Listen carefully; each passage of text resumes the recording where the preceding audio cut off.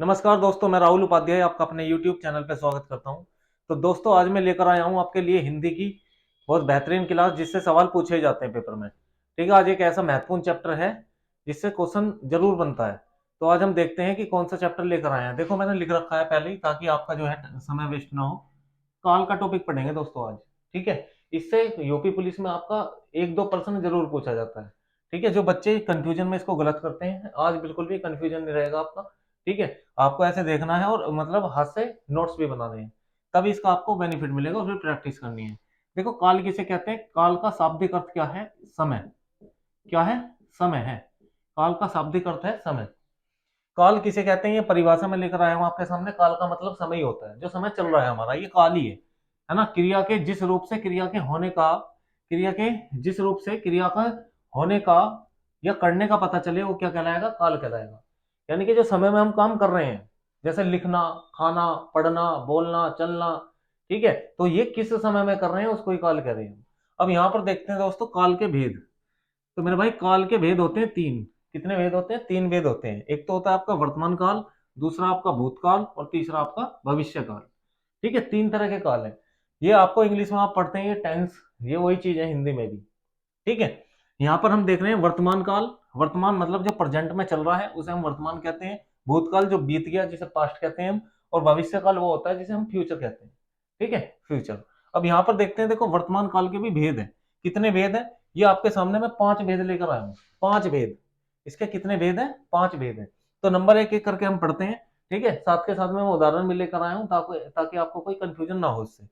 पहचान क्या है सामान्य वर्तमान काल की? कि इसमें क्रिया वर्तमान में होगी, यानी कि जो प्रेजेंट समय चल रहा है ना उसमें इसकी क्रिया होगी। अब देखो प्रेजेंट समय कैसे? जैसे राम पढ़ता है। राम पढ़ता है, प्रेजेंट में पढ़ रहा है राम। ठीक है, तो इसमें देख रहे हो, इसमें बड़ी पहचान है ताकि।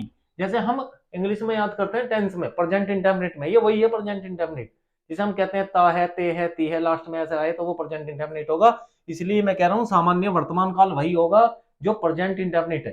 ठीक है, तो दोस्तों देखियो, राम पढ़ता है, सीता नाचती है, बच्चे खेलते हैं। इस तरीके का जिसमें ता ती ते आए वो सामान्य वर्तमान काल होगा। ठीक है, ये आपको सामान्य वर्तमान काल क्लियर हो गया होगा। इसके बाद में चलते हैं नंबर दो वाले प्रकार पर। ठीक है, स्पीड से काम कर रहे हैं, आपको पता है कि भाई देखो पेपर नजदीक है आपका। यहां पर देखो तात्कालिक वर्तमान। तात्कालिक वर्तमान में क्या होगा? इसमें निरंतरता का बोध होगा, यानी कि क्रिया क्रिया समय में, वर्तमान समय में हो रही होगी बिल्कुल। तो इसमें निरंतरता का बोध होगा, क्रिया समाप्त नहीं हुई, यानी कि जो हम काम कर रहे हैं, क्रिया का मतलब काम समझो आप। जो हम काम कर रहे हैं वो, इसका मतलब ये है कि वो समाप्त नहीं हुआ। वो समाप्त नहीं हुआ, जैसे वह पढ़ रहा है, तो वह पढ़ रहा है अभी, मतलब उठा नहीं है पढ़ के। ठीक है, तो रहा है। सीता खा रही है, मतलब खा रही है अभी, खाया नहीं है उसने। तो जिसमें रहा है, रही है, रहे हैं, ऐसे शब्द आएंगे, वहां पर जो है, जब काम कंटिन्यू हो रहा हो उसको हम क्या कहेंगे? तात्कालिक वर्तमान कहेंगे, तात्कालिक वर्तमान काल। ठीक है, तो उम्मीद है ये भी आपको बिल्कुल क्लियर हो गया होगा। इसके बाद में देखते हैं पूर्ण वर्तमान काल। इसकी पहचान क्या है दोस्तों? पहचान है क्रिया समाप्त हो चुकी होगी, मतलब प्रेजेंट में काम हो रहा है और वो समाप्त हो गया, ये समझो आप। जैसे लड़का आ चुका है, लड़का आ चुका है, तो प्रेजेंट में ही आया ना, उसे कह दिया हमने लड़का आ चुका है। सीता खा चुकी है, सीता ने खाना जो है, जो सीता खा रही थी वो खा लिया उसने। ठीक है, तो यहां पर क्या हो गया? ये पूर्ण वर्तमान काल, यानी कि काम जिसमें पूरा हो गया हो, इसलिए इसका नाम से ही तुम्हें पता चल रहा है कि पूरा, पूर्ण वर्तमान काल। इसके बाद में दोस्तों देखते हैं, यहां आपके सामने लेकर आया हूं संदिग्ध वर्तमान काल। संदिग्ध, संदिग्ध, तुमने देखा होगा संदिग्ध मतलब होता है, संदिग्ध एक तरीके से समझो आप डाउट। डाउट जिसमें हमें पता नहीं है, जिसका हमें बिल्कुल पता नहीं है, डाउट में बन रही हो बात। कैसे? क्रिया का वह रूप जो क्रिया का वर्तमान काल में, वर्तमान काल के प्रकार है तो हम वर्तमान काल में देख रहे हैं, होने में संदेह का बोध हो, डाउट हो। कैसे? जैसे मोहन पढ़ता होगा, मोहन पढ़ता होगा, ऐसे समझो। जैसे सपोज करो मैं चला गया कहीं, कहीं रिश्तेदारी में गए जैसे, ठीक है, जैसे मामा जी के चले गए या बुआ के चले गए, तो उनका जो लड़का है, ठीक है, वो पढ़ता, हमारे सामने पढ़ रहा है, तो हम घर आके जब अपने घर वापस आ गए, हमने टाइम देखा यार इस समय वो पढ़ता है, तो हमने क्या कहा? मोहन पढ़ता होगा, मोहन पढ़ता होगा इस समय, भाई ये टाइम हो रहा है, पढ़ता होगा। हम अंदाजा लगा रहे हैं, मतलब हमें एग्जैक्ट नहीं पता भाई खेल रहा है, खा रहा है, सो रहा है। हम सोच रहे हैं क्योंकि हमारे सामने उस समय पढ़ रहा था वो। तो अब ये मोहन क्या हो रहा होगा? पढ़ता होगा, डाउट है। सीता गाती होगी, सीता गाना गाती थी उस समय, है ना, गाने का अभ्यास करती थी, इसलिए हम कह रहे हैं भाई इस समय जो है सीता क्या कर रही होगी, गा रही होगी।